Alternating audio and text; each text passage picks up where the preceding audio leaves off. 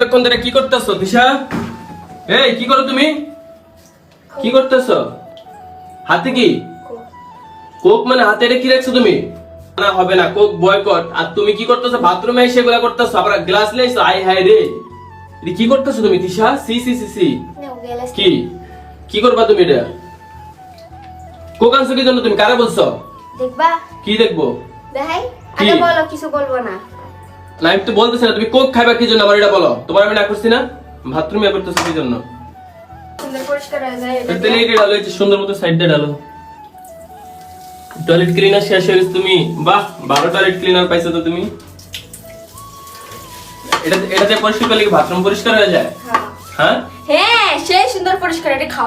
বাহ, তোমার মাথায় তো ভালো বুদ্ধি হয়েছে তিশা। আমি তো ভাবছিলাম তোমার মাথায় কোনো ব্রেন নাই, এখন দিন না তোমার মাথায় ব্রেন আছে। বাহ তিশা, তোমার মাথাতে দেখছে তো